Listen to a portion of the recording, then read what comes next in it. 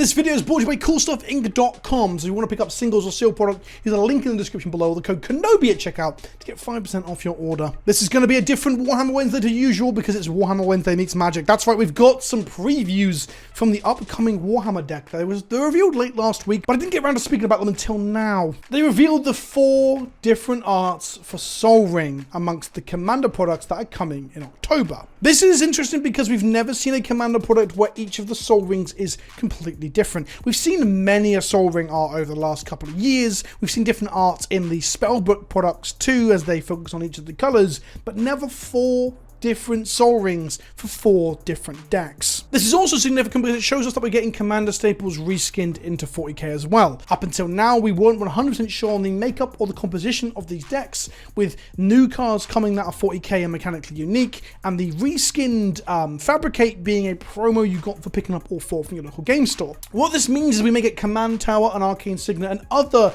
Commander staples in each deck with unique art, or at the very least a shared art that's unique to 40k. It also means we might see other reskinned staples. So we might see things like Damnation, for example, in the Chaos deck, because Damnation or Blasphemous Act are very, very Chaos sounding things that could be reskinned to have some art showing Khorne demons sacking a temple, for example. The Soul Rings are really nice. I just want to take a quick look in at what each of them are. Let's look at the Imperial one first. A Soul Ring depicting a servo skull with some interesting rings floating around it. There might be devices that are used to navigate space and navigate through the warp. We can see what looks like a tech priest in the background at a table, and the flavor text itself mentions the soul system, calling back to what a soul ring is, which is harnessing the power of the sun. Of all the stars in the galaxy, soul is of the Emperor. Its heat is his might. Its light is his revelations. This is from the Lectitio Divinatus, which is a book that was written by one of the demon Primarchs, one of the heretical Primarchs, Lorgar of the Word Bearers,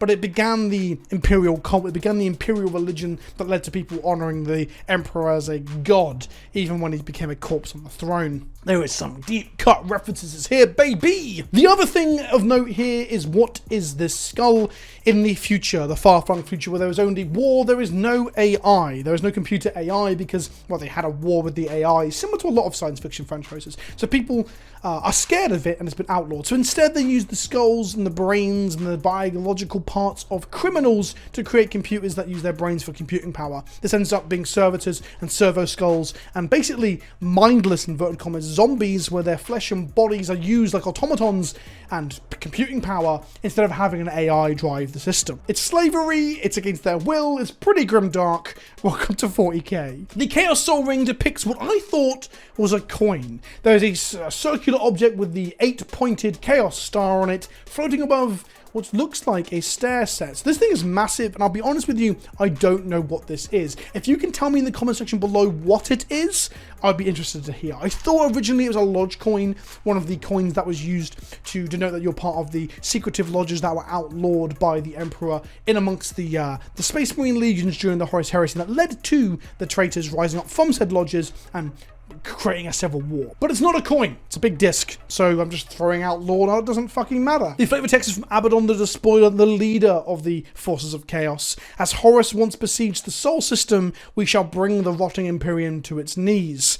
Horus was the naughty Primarch who fought against the Emperor and caused the Horus Heresy in the Civil War that cast the universe into the shit state that it is to this day. Abaddon has lived in the shadow of his genetical father, that is Horus. He is essentially like a clone of sorts, all Space Marines are kind of semi-cloned from their Primarch. And Abaddon has always been leading these black crusades to try and, recapture some of the party time, fun time that Horus brought to the universe by casting the galaxy in flames. The Tyranid one is very interesting. Here we see a Tyranid piece of iconography atop a banner.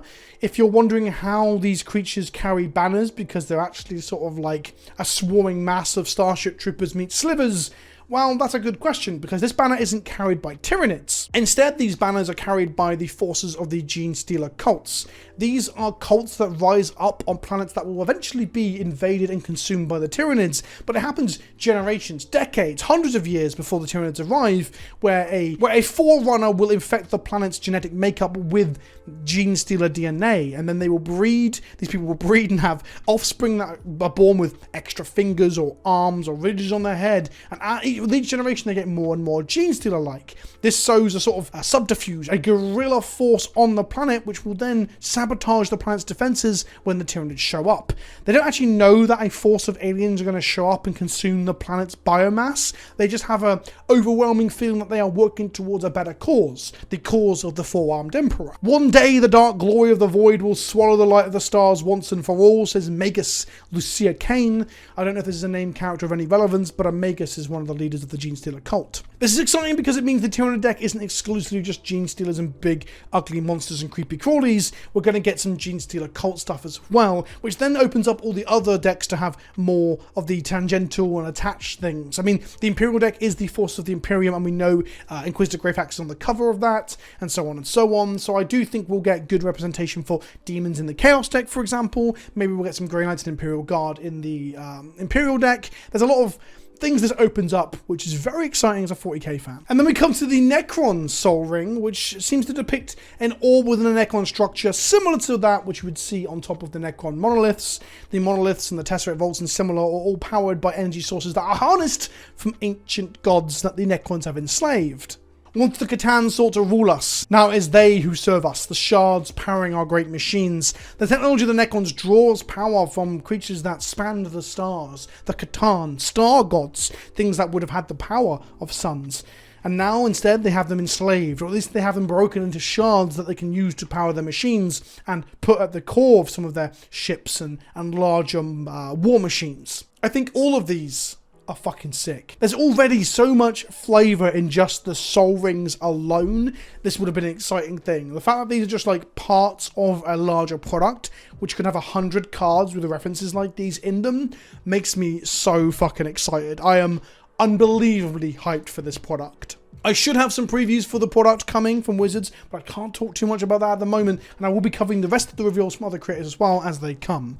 I can't wait for spoiler season for that to start, probably sometime in late September, because the product launches on the 7th of October. So which decks are you most excited for, and do you think these Soul Rings, they give us a really good taste, a really good hint of just how flavorful the Commander product's going to be? Are you looking to pick up just one of the decks, or all of them? Are you one of those Imperial fanboys still sucking on the long dead arsehole of the Gold Emperor himself? Let me know in the comment section below. Don't forget to like the video, don't forget to subscribe as well, and in the meantime, I'll see you all soon. Ta-ta for now.